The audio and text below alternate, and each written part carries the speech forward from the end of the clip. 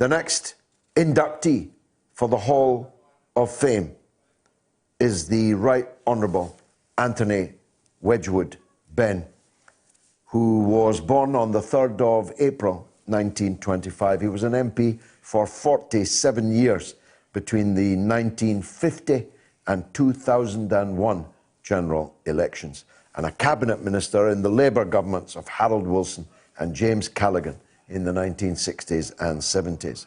He inherited a peerage on his father's death as the second Viscount Stansgate, which prevented him from continuing to serve as an MP. He fought to remain in the House of Commons and then campaigned for the ability to renounce his title, a campaign which succeeded with the Peerage Act of 1963, the first time that Mr. Benn changed the constitution of Great Britain.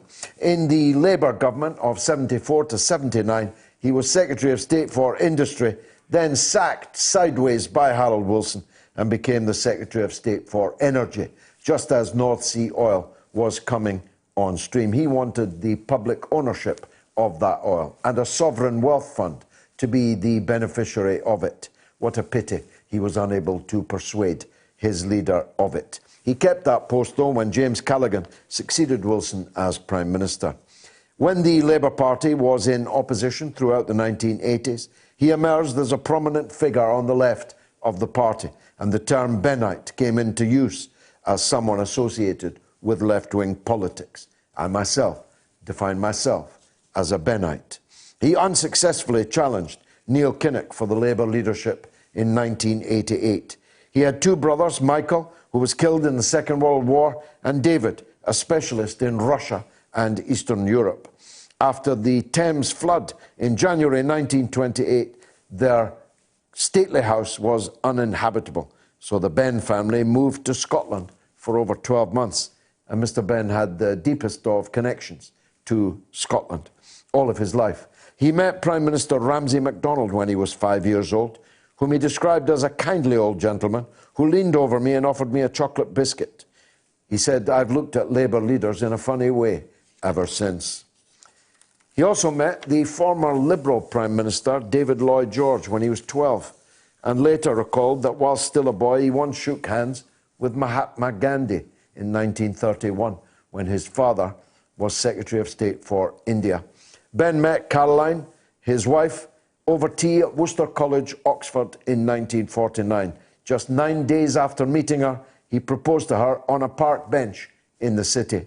Later, he bought the bench from Oxford City Council and installed it in the garden of their home in Holland Park. Tony and Caroline had 4 children.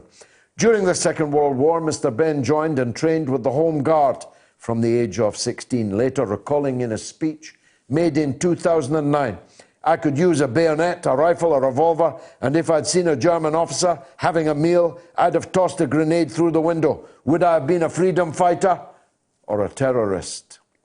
In July 1943, Mr. Benn enlisted in the RAF as aircraftman second class.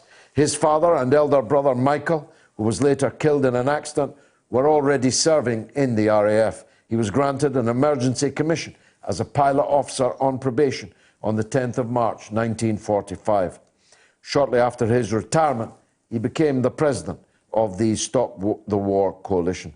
He became the leading figure in the British opposition to the war in Afghanistan in 2001 and the Iraq War. And in February 2003, he travelled to Baghdad to meet Saddam Hussein, a visit arranged by me and filmed and accompanied by our editor, Ron Mackay. The interview was broadcast on British television.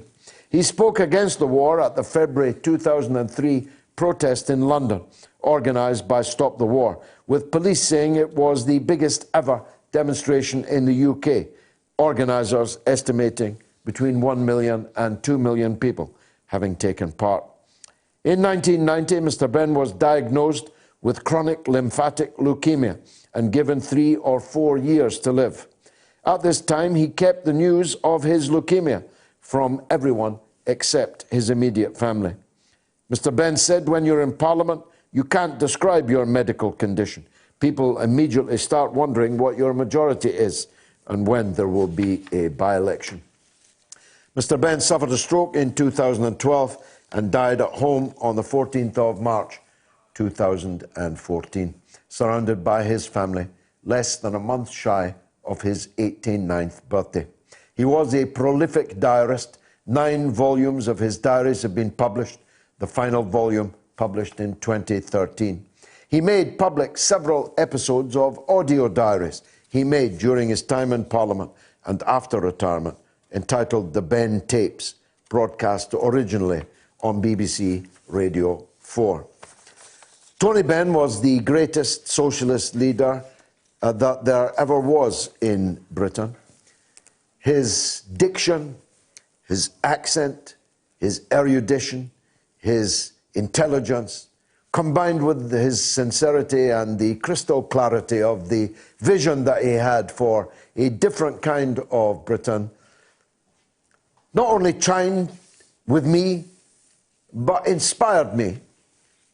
And I'm proud to say that I was a personal friend of the late Mr. Benn from 1973 until the last time I saw him disappearing in his coffin outside of the St. Margaret's Church in Westminster upon his demise.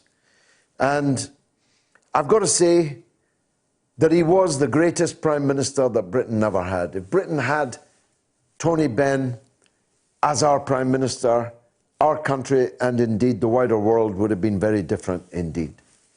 Tony Benn had the capacity to really change things, which is why they tried so hard as with anyone I've ever seen, before or since, to destroy and crush him. But Mr. Benn was loved by ordinary people. No person who ever met him did not love him. And the ordinary people, the working people in this country who got to know him, who got to hear him, who got to read him, who got to learn what it was that he was saying, loved him most of all. You can see my tribute to him upon his death on YouTube. It might be worth your while.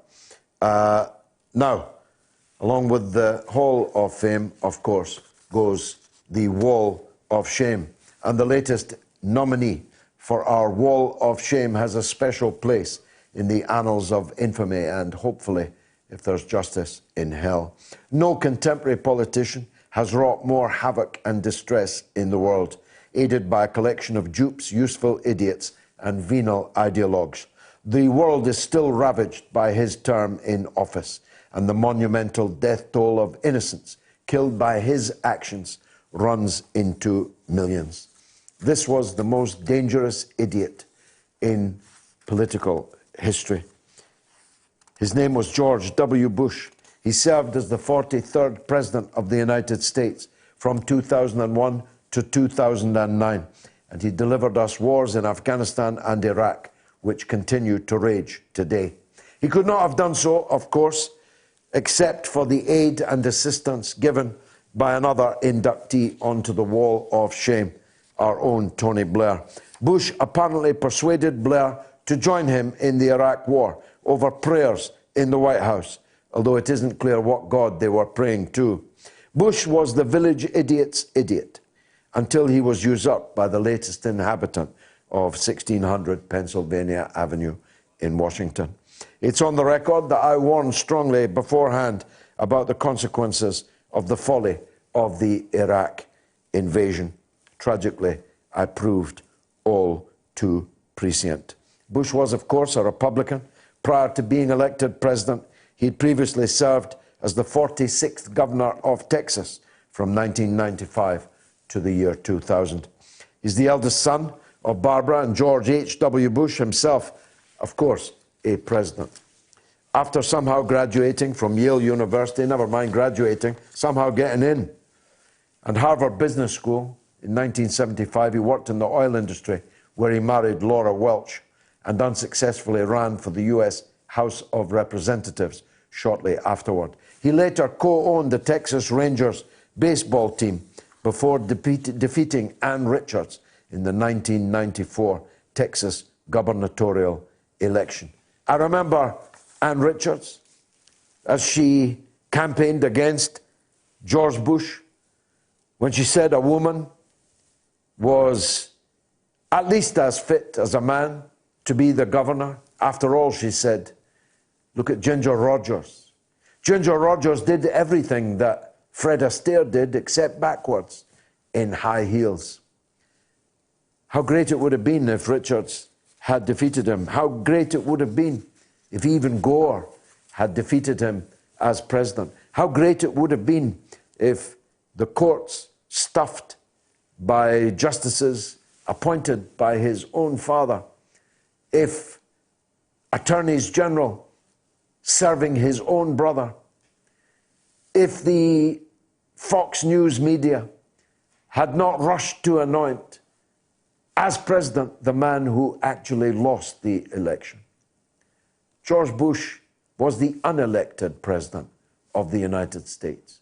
He sat in the White House by the grace and favor of his own brother in the state of Florida, where they rigged the election. They rigged it actually in many different places. But George Bush's war, aided and abetted by Tony Blair, was not just a gigantic crime in its own right. It was a gigantic blunder, and that blunder reverberates still. If some atrocity takes place in some part of the world this evening, God forbid, it will be directly linked to the invasion and occupation of Iraq by George W. Bush and by Tony Blair, who didn't have the alibi that he was inches from imbecility, as George W. Bush did.